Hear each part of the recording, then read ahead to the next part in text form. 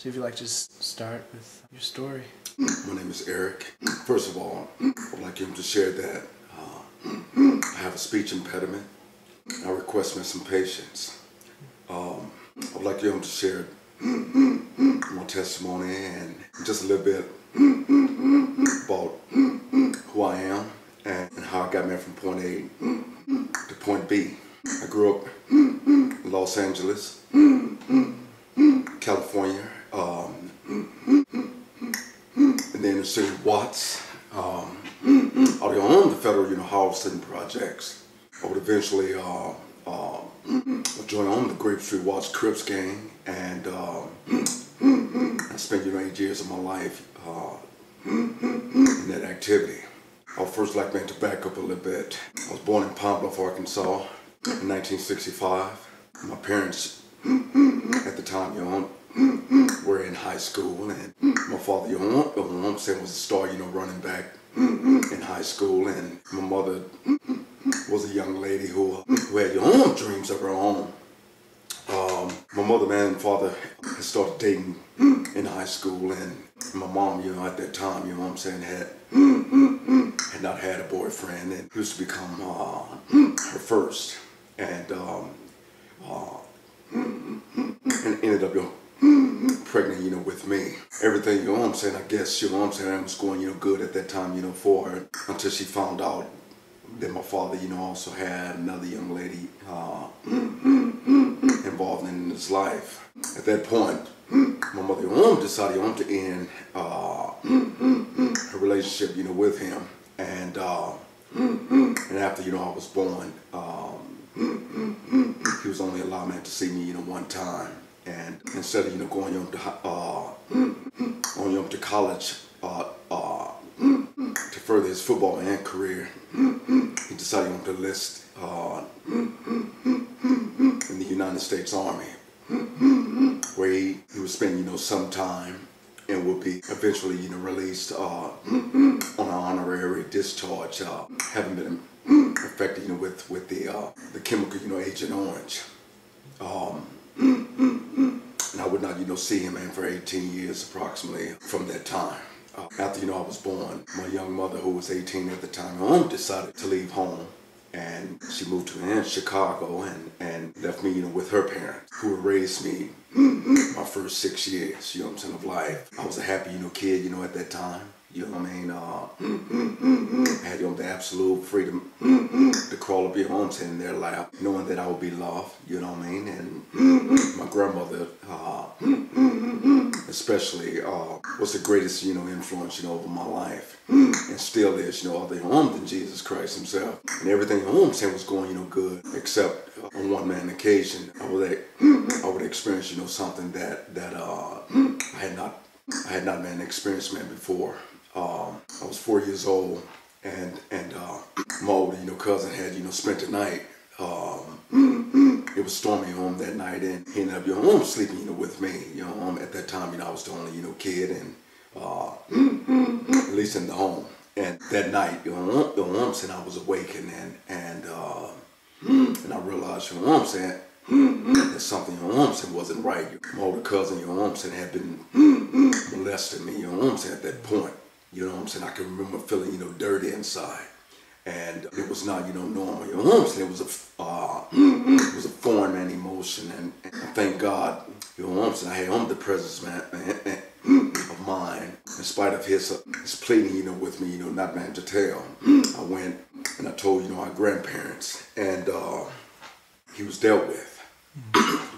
Only because, of the love of my grandparents. I was able to overcome a momentary feeling like, dirt.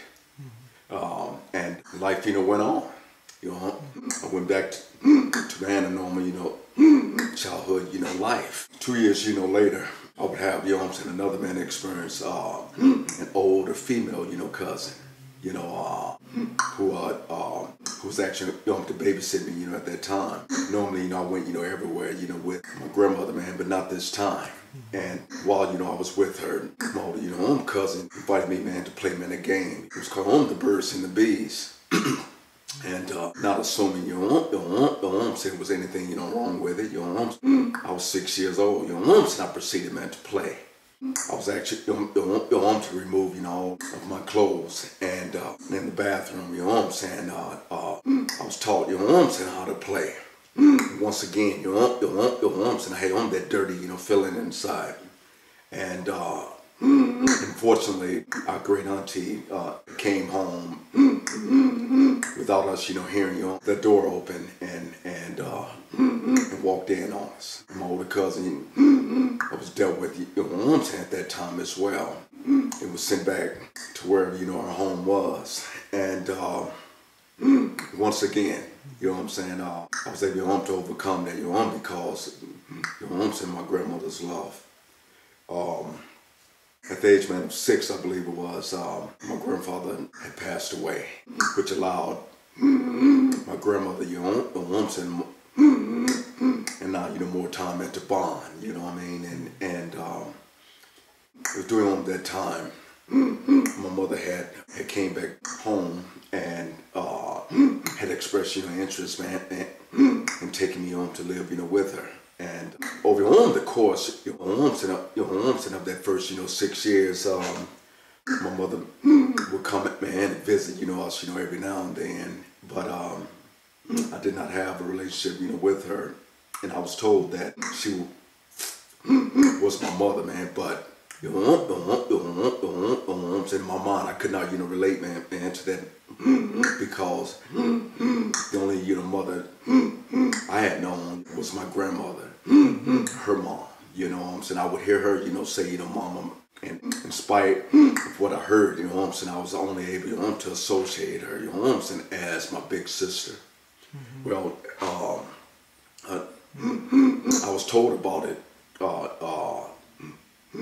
know what I'm saying, of the possibility of my moving, man, but, you know what I'm saying, it really didn't, you know, hit me. I was allowed to remain, you know, with my grandmother over that summer, and at the end, you know, of that summer, my mother, who had moved, you know, back home to Arkansas, and a couple hours, man, away in another, you know, small town, had sent her husband, you know, at that time to pick me up. And I can remember that day, you know what I'm saying, it was a pretty day, you know, outside, and I was down the street, you know, playing, you know, with my friend. And I saw these people, you know, with my grandmother, you know what I'm saying, in the yard. It turned out, you know, to be my stepfather and his brother-in-law, who I had never, you know, met, you know, either. And I can remember, you know, walking over, you know, to grandma and put my arms around her leg, and I was told, you know, what was going on. And at that time, you know, I began to cry, and I began to beg my grandmother, you know, not to let the man take me. But in tears, my grandmother explained that there was nothing that she can do. Looking back, you know what I'm saying, I understand, you know, legally, you know what I'm saying, it wasn't anything, man, to my grandmother was able to do, you know, because, you know, papers had been signed for me, and adoption, man, or anything. And so my bag's already packed, man, and everything, and my pleading, you know, with her not to let the man take me, a thought, you know what I'm saying, had entered, you know, my mind. I looked down the street, and I saw, man, an oncoming, you know, car, and I had a thought, you know, to run out your arms in the street and lay down, man, and in front of you on the car, let the car, you know, run over me, man, and kill me. At least I wouldn't have to leave. I wouldn't have to leave, you know, with them. Unfortunately, my stepfather, you know what I'm saying, he ran out and he flagged the car to stop, and I was picked up, and after some small, you know, talk, and in my tears, I had to get him home the back seat, and I can just remember, you know, crying. You know what I'm saying, as I look back, you know what I'm saying, my grandmother, you know, also in tears. And I would not, you know, turn, man, from her, man, until I could no longer see her.